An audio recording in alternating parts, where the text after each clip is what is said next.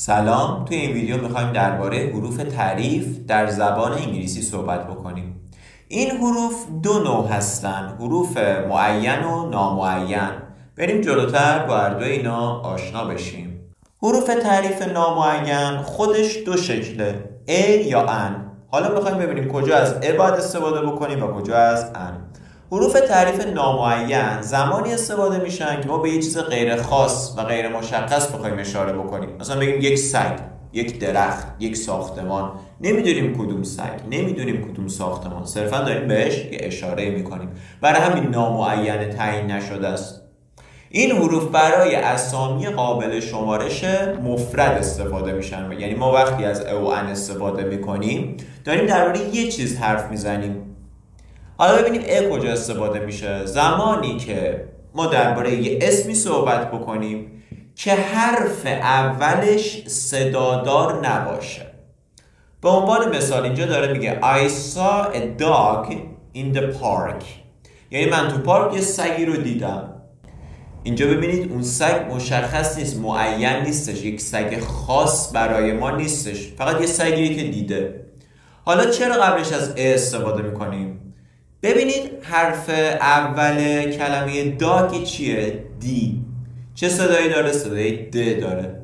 پس جزو مصوت ها نیستش، جزو اون حروف صدادار نیستش اون صدایی که داره.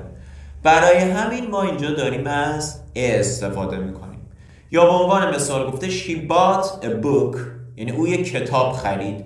اینجا کلمه book با بی شروع شده. بی هم جزو حروف های صدادار نیستش، جزو مثبت ها نیستش. برای همین ما قبلش ا میذاریم. حالا بریم ببینیم ان کجا استفاده میشه. ان رو متوجه بشید، ا رو هم متوجه میشید. میگه زمانی استفاده میشه که اسممون با یه حرف شروع بشه که اون حرف صدادار باشه. به عنوان مثال کدوم صداها هستن که برای ما صدادار محسوب میشن؟ صداهای ا، او، آ، او، ای. اینا رو ما تو فارسی داریم، تو انگلیسی هم باز جزو مثبت ها هستن. پس اگه یه حرفی یکی از این صداهای ا، او، آ، او، ای رو داشته باشه برای ما مثبت صدا داره. به عنوان مثال he is an engineer.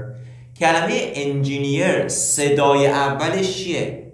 engineer. صدای اولش ا هستش. برای همین قبلش ما از ان استفاده کردیم. یا گفته که I need an apple. کلمه apple با ا شروع شده. ا جزو اون مثبت ها برای ما هستش، پس ما قبلش ان استفاده میکنیم.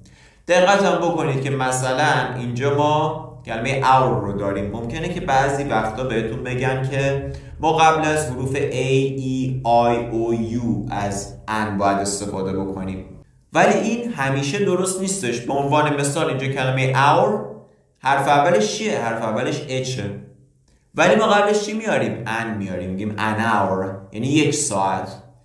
پس باید به صداش دقت بکنیم. کلمه our صدای اولش چیه؟ ا. چون صدای اولش ا هستش و جزو مثبت ها، ما قبلش از ان استفاده میکنیم، میگیم an hour.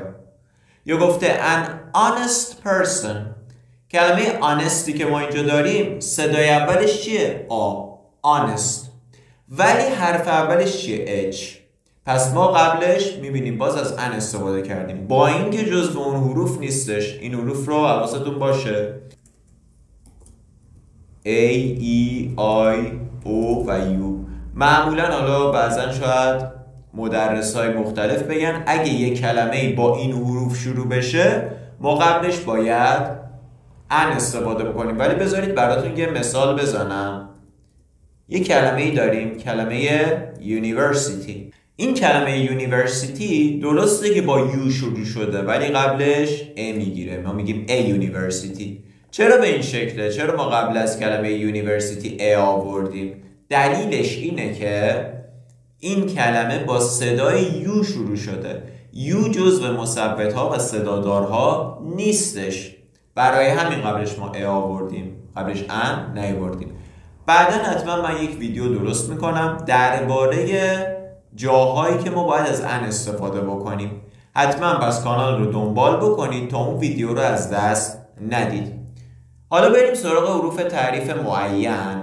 حروف تعیین معین زمانی استفاده میشن که ما به یه چیز خاص یا شناخته شده اشاره بکنیم. دیگه نمیگیم یه سگ، یه درخت، یه خیابون.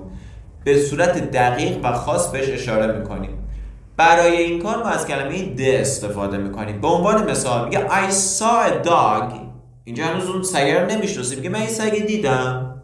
برامون هنوز نامعینه. حالا اگه بخوایم معینش بکنیم میگیم یه اطلاعات بیشتری باید دربارش بدیم. The dog was very cute. اون سگ خیلی بامزه بود. دیگه نمیگیم a dog was very cute، چون میدونیم به چه سگی داره اشاره میکنه. همون سگی که یه خورده پیش دیدتش. یه اطلاعاتی از قبل درباره اون سگ داریم. اینجا دیگه نامعین نیست، معین، تعیین شده. برای همین از ده استفاده میکنیم. معنی خاصی هم نداره این کلمه ده. مثلا میگیم اون سگه خیلی کیوت بود.